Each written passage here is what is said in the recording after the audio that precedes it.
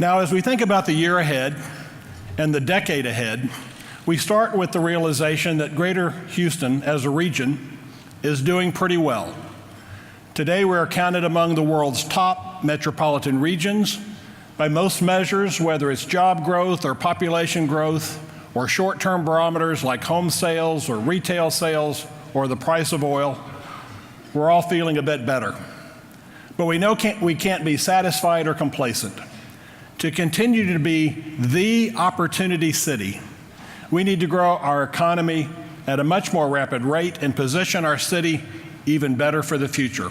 So to this end, we launched an effort last year to develop a plan for the next 5 to 10 years at the partnership. McKinsey & Company is helping out on this process just as they did in 2012. We started by looking at how Houston stacks up against our global peer cities. And this work revealed a list of 25 specific ideas where Houston either lags our competitors or in other cases where we can advance from good to great. 25 ideas are obviously too many to focus on, so we narrowed the list to 10 major themes. On the left-hand side are the themes that directly tie to Houston's economic development. On the right-hand side are factors that enable that economic growth. Each side is important to the overall health and trajectory of the region. For the purpose of today's meeting, I'd like to focus on 5 of these items. Related to the core economic drivers on the left-hand side, I'd like to focus on energy, life sciences, and innovation. In energy, we know we have to stay competitive, both in traditional fossil fuels and in emerging new energy. In fossil fuels, we must stay in front on technology. We have a record of doing just that with shale development, with deepwater drilling, with LNG liquefaction, to name a few. Now we must stay in front as the energy industry digitizes. With big data, artificial intelligence, robotics, all of these are coming to the fore. And when I talk to energy companies anchored here in Houston, I am troubled when I hear them say that they have to go to Silicon Valley or Boston for the digital tools they need to get the job done. I'll talk about the Amazon headquarters announcement in a couple of minutes, but suffice it to say, we must capture digital opportunities in energy if we're to remain the energy capital of the world. As we work to maintain our lead in traditional energy, we must also ramp up our efforts to develop and attract alternative energy companies to complement the work we are already doing. As the global energy mix evolves, we must ensure that we maintain our role as the energy capital of the world, including new energy. As a first step, we plan to pull together the major players involved in new energy to capture what's already taking place in the market today and build from there, leveraging our strengths while adding the capabilities in new fields of alternative power generation and storage, as well as electric and autonomous vehicles.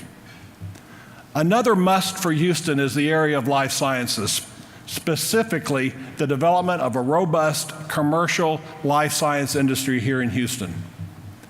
I won't repeat what Bill McKeon said on this very subject a couple of months ago at State of TMC. But I will say that the vision of transforming Houston into the third coast for life sciences is not going to happen on its own. As a community, we must get behind this effort. The third area of the economy I want to call out is the broad innovation economy. Specifically, the world of disruptive startup activity, much of which is being developed around a cloud-based digital core. As Jeff mentioned earlier, and as you have all read, Amazon did not include Houston on the list of 20 finalists for their second headquarters. This was certainly disappointing. But folks, I believe we have to view this as a wake-up call. While there has been growing momentum in the innovation space over the last couple of years here in Houston, this is a clear indication that we have much more work to do as a region to grow as a digital economy. We've taken several important steps recently with the formation of Houston Exponential, the launch of the HX Venture Fund, the rapid growth of Station Houston and other co-working and accelerator spaces, and the designation of the Innovation Corridor that stretches from the TMC and Rice north to downtown. All of these efforts require support. But to succeed, we also need to do a few more things. First, while we market ourselves as the #1 market in the country for STEM talent, we need to bolster our pipeline of digital tech talent that is relevant to tomorrow's digital economy. This means working with our higher education partners across the region to develop and invest in programs that will produce the talent we need to succeed. We also must regain our momentum with respect to a Houston Data Science Institute, one that involves all of our key academic institutions and directly connects to our major industry segments. Data science sits at the heart of all things digital, so we simply must move from talk to action and position Houston as a leader in this cross-cutting field. So those are 3 of the key economic drivers from the McKinsey work. Now I'd like to focus on 2 of the economic enablers, starting with education. Education at all levels in Houston simply must be strengthened. We need a stronger, deeper talent pool, from middle skills to the top rungs of engineering, math, and science, undergirded with strength in computer science, coding, and software engineering. As you know, we've been focused over the last several years on the front and back ends of the education pipeline. Through our Early Matters initiative, we've been working to improve early childhood education with a goal of ensuring 3rd grade literacy. At the back end, we've been addressing the skills challenge for our high school youth and young adults through our Upskill Houston program. But now it's time to put more of our attention against the core issue, K through 12 public education. We know we will be looking at the public school finance issue going into the 2019 legislative session, and we're going to have to prepare for that debate. But it's not simply about school finance. The quality of our teachers matters. How our schools operate matters. How our community supports neighborhoods, families, and kids matters. That's why we're part of the new Cradle to Career organization that Mark referenced, which is being supported by the Kinder Foundation and the Houston Endowment and patterned after a very successful Commit partnership in Dallas. The Boston Consulting Group has been assisting us in this effort. As Mark mentioned, Scott McClellan is chairing this new community initiative to be called Good Reason Houston. You will hear more about it, much more about it, in the months ahead. But I don't think we can stop there. We remain a region that produces too few degreed professionals in our local universities. This is not meant to be a slight on Rice or UH or TSU or our other 4-year institutions, but as Mark just mentioned, among the top 10 U.S. metros, Houston is dead last in producing degreed professionals. So I believe it is time to take a look at our 4-year institutions, including A&M and UT Austin, and are we giving them the support they need to grow and excel and to meet the needs of Houston?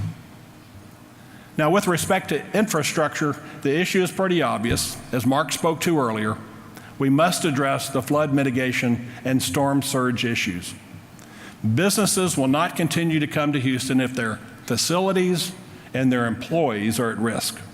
The issue we face is common to all coastal cities around the globe, but we can be the ones who get it right. But that will require a multi-year commitment from our business community, our elected officials, our local foundations, agencies, and the public at large. We were certainly disappointed by the lack of action in Washington this week related to the hurricane funding package, and we simply have to keep our pressure on Congress in the days ahead relative to our request. So beyond those 2 economic enablers, there are other policy areas that call out for attention from the business community that I have to at least mention. NAFTA is critical to Houston. Immigration reform, and specifically DACA, is critical to Houston. Thank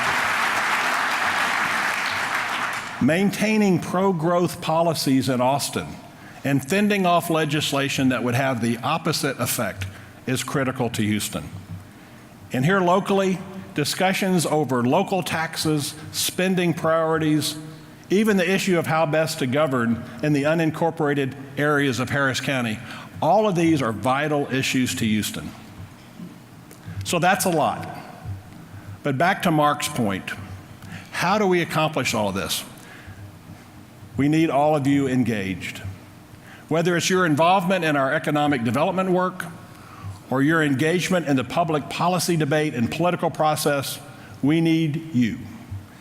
We need all of you, and that's what the partnership's all about. So let me close with this. As we host delegations from around the world, it's clear that Houston is viewed as a great global city. From almost every angle, Houston is seen as a great place to live, work, and build a business. But folks, we can't rest. Like all great cities, if you take your eye off the ball, you can lose your edge. And whether it's industry and innovation that passes a city by, or it's legislation and regulation that impairs growth, just as quickly as we've ascended as a great global city, we could be knocked right back down. 2017 was an extraordinary year with many once-in-a-lifetime opportunities and challenges. Now it's time to focus on the longer-term work ahead. Not just work to accomplish in 2018, but rather work to accomplish this year and in the years beyond. Advancing a great city is not done in mere months, and it's not done by just a few. So Houston will become even greater through our collective efforts. Please join us in this good work. Thank you all. Thanks for being here. Have a great afternoon.